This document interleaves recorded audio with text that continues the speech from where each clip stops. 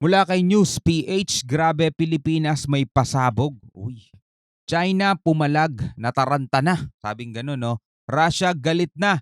Amerika, West Philippine Sea. Yan ang ating aalamin mga tol mula rito kay News PH. Bago natin to simulan, syempre wag mong kalimutan mag-subscribe sa kanyang YouTube channel. Nakalagay po ang link sa ibaba. At kung bago ka pa lamang dito at trip mo yung mga ganitong klaseng reaction video and commentary sa mga balitang pinag-uusapan ngayon, syempre wag mong kalimutan mag-subscribe. Click mo na rin ang notification bell mga kapatid para ma-notify ka pag may mga bago tayong reaction video na katulad nito. Huwag na natin patagalin pa. Total, wala na rin naman tayong hinihintay na. Panoorin na natin to mga tol. 3 araw lang na Mike Abe. joint patrol na ginawa ng Philippine Air Force at ng US Air Force, nagulat na ang China. Di na sila nakaporma. At ayaw nila yung nangyari. Pero wala naman silang magagawa dahil yun ay parte ng agreement between Philippines and US government. Yes. Kaya yung 3 araw na patrolyan yan ay isang indikasyon na seryoso ang dalawang bansa. Seryoso ang Amerika na tulungan ang Pilipinas. Tingnan niyo itong mga ginawa. Kita na niyo. Talagang grabe yung patrolya. Iba pa yung patrol kasi kinumpirma rin po ng military na habang merong patrol ang mga fighter jet ng Philippine Air Force at saka ng US, ay yung barko ng China ay nasa baba, nandun sa dagat at nagmo-monitor. Yung mga galaw na talagang magugulat ka. Sa galaw ng Philippine Air Force yan. Aeroplano ng US yung umikot na yan. Kasama yan sa umikot. Tapos yung fighter jet. At kinumpirma ng militar ni General Romeo Browner, ang Chief of Staff ng AFP, na habang ginagawa yung 3 days na yan, ang barko ng People's Liberation Army ay nandun din sa dagat, kasama ay West Philippine Sea. Nanonood lang at bumubuntot pa nga eh. Hindi man nakikialam pero bumubuntot. Pero tayo magagawa, ayan po yung galaw ng mga military natin. Kaya nga sinasabi ni Colonel Miguel Aguilar, yan po, na yan ay parte ng agreement ng dalawang bansa na hindi napigilan ng China at wala silang dapat gawing pagpigil. Pero nag-try daw po yung barko ng China ng bumuntot doon sa barko ng Pilipinas. May kasama kasi tayong US eh. Kung Pilipinas lang yan, binuntutan na talaga tayo, hinarang na talaga tayo, at saka na-radio challenge tayo. Pero nakita nila, meron ditong barko ng US. So hanggang matsyag lang sila, no? After nun, dun sila nagdadadakdak ngayon dun sa press conference nila. At kung ano-ano mga sinasabi nila, nagagalit talaga sila mga tol. Pero actual, wala silang nagawa. Kitang-kita nyo mga tol kapag meron tayong kasamang US, nood lang sila, hanggang ganun lang sila. Pero kapag tayo lang ang nagpapatrolya dyan, mga tol, binubuntutan, hinaharang at talagang kung ano-anong pambubulas ang ginagawa sa atin yung bansang yan. Ganun lang.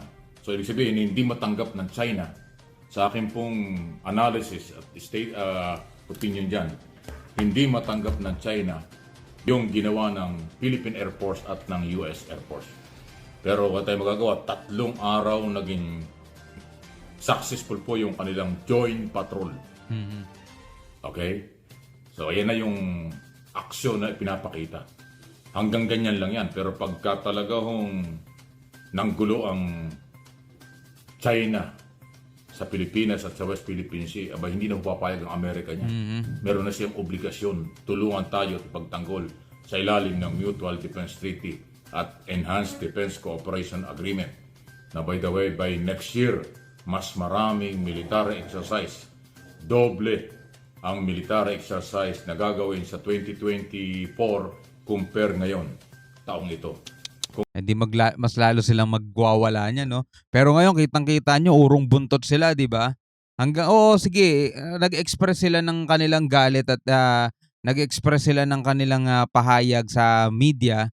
Pero dun sa actual talaga, kitang-kita nyo, wala naman silang kakayanang kumilos din. No? Kasi dalawang bansa yun nandoon eh. May pangatlo pa eh. Sumama pa yung Australia eh, di ba?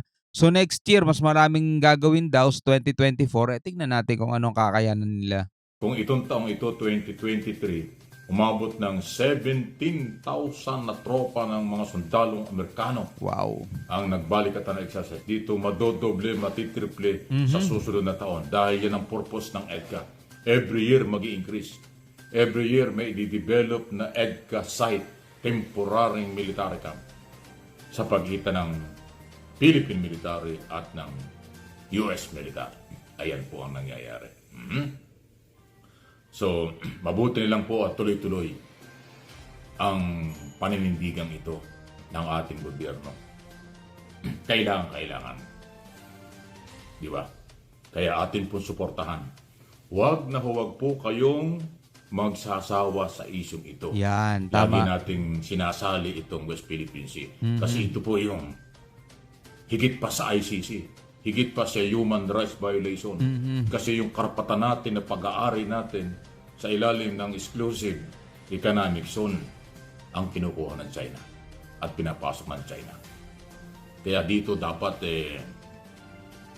walang maging pro-China. Kaya nakakalungkot, mayroong pro-China. Yun nga eh. Dapat lahat tayo rito ay magkaisa. Dahil ginagawa naman ng ating gobyerno ngayon ang tama sa obligasyon at karapatan ng Pilipino. Obligasyon ng gobyernong ilaban. Kung nung mga nakaraang gobyerno, malabnaw, mahina o halos wala na nanindigan sa kanilang ilaban ito, naging kaalyado pa, naging sunod-sunuran pa tayo sa China, aba hindi pwede yun. Yun nga yung malaking pagkukulang nila. At ngayon, na pinaninindigan ng ating administrasyon, sabi, bakit naman hindi natin sila susuportahan? Tama yun. Kailangan yun. May pakita natin sa mundo na ating ginagalawan. Maliit man ang Pilipinas, mayroong prinsipyo. Maliit man ang Pilipinas, inilalaban ang karapatan. Taas noo bilang Pilipino sa mundong ito. Yan ang magandang ipamana, ipakita sa ating mga darating na mga kabataan na lahing Pilipinong kayawangging Pilipino. Ayun, di ba?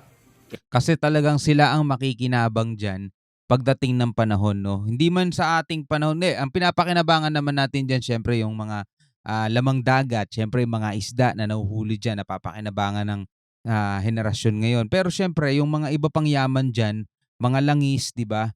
Hindi natin mamina, hindi natin ma-explore kasi nga pinipigilan tayo ng China, no? Kasi ang gusto nila, kupkupin lahat yan eh. Kupkupin lahat yan. Gusto nila, sila lang makikinabang dyan. Yung mga corals, mga isda, di ba? Lahat yan pinagkukuha nila mga tol. Di ba? Anong matitira sa susunod na henerasyon kung papayagan na lang ng gobyerno natin na tuluyan ng makuha yan? Kaya tama yung di sinabi ni PBBM, di ba? Kahit na square inch, no? Kahit na katiting na bahagi niya na hindi natin ipamimigay. Tama yung ganun, no? Sana kung pwede nga lang talaga, no, na ang presidente natin manatili na mas matagal na panahon. Kaso 6 years lang mga tol, napakabilis lang nun. Kadalasan sa mga proyekto kulang na kulang talaga. Kulang na kulang talaga dun sa 6 na taon. Kaya sana yung mga susunod na presidente, kung sino man ang magiging presidente sa susunod, 'di ba? Ay sana 'wag pabayaan, no, etong usapin na 'to.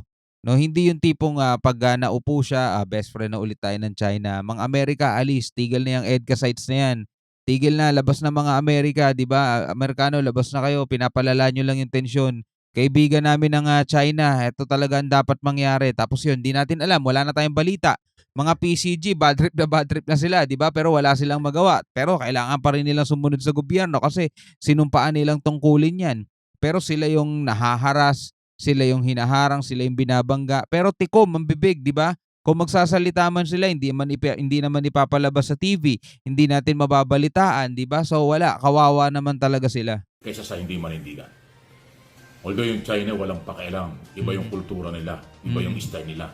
Ang kanilang style, ganun eh. Ba't naman tayo papayag ang ating pinangahawakan, national at international law. Yeah. Kaya nga nakuha na natin ang sympathy, suporta ng malalaking mga bansa sa buong mundo.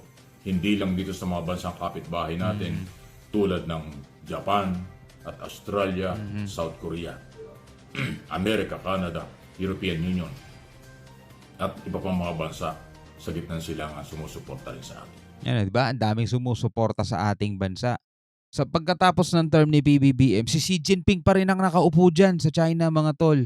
Sobrang tagal na niyan. Si Xi Jinping pa rin ang nakaupo diyan. Pero magpapalit na presidente ng US, magpapalit na presidente ng Pilipinas, 'di ba? So, paano ngayon yung mga susunod nating, kaganapan, 'di natin alam mga tol kung ano mangyayari.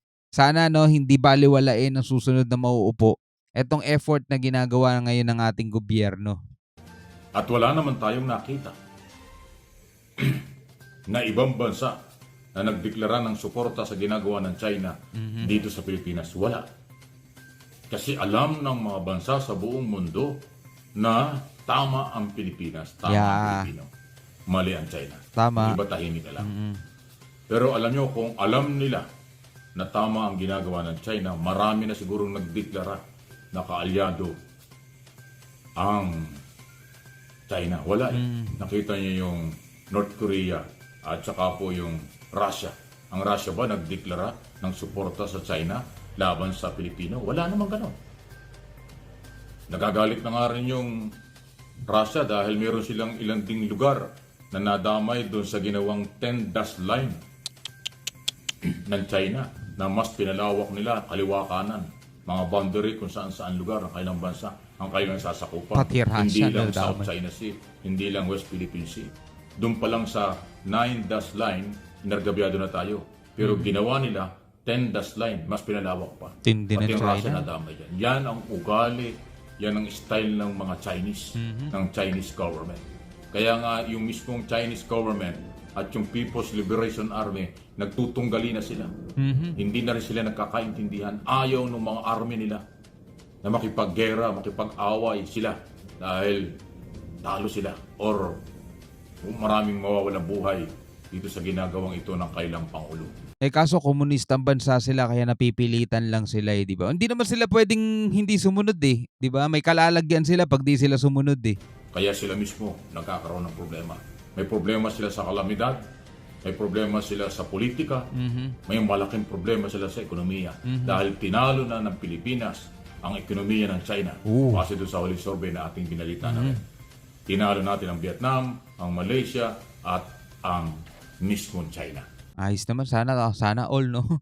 Sana survey no. Hindi natin masyado maramdaman yun pero sabi ng gano'n, eh tinalo na natin sila. Well, sana nga kung gano'n mga tol. Pero eto nga no, kahit yung PLA nila o yung Navy nila hindi na rin sang-ayon talaga dito sa gustong mangyari nitong mamang 'to, 'di ba? Pero wala eh, kailangan nila sumunod kasi sinumpaan din nilang tungkulin yun, 'di ba? Bilang isang army o bilang isang navy. Eh, may kalalagyan talaga sila kapag hindi sila sumunod sa gusto nitong mamang 'to, 'di ba? Eto na lang talaga ang ano eh, eto na lang talagang tinik eh, 'di ba? So ikaw bilang isang Pilipino, ano ang masasabi mo dito sa video na napanood natin? Puwede kang magkomento sa ibaba, iwan mo ang iyong saloobin, iwan mo ang iyong palapalagay o reaksyon. Yan, pag-usapan natin yan. Maraming maraming salamat mga kapatid sa inyong panonood. Hanggang sa muli, ako nga pala si Shobal D. Peace out.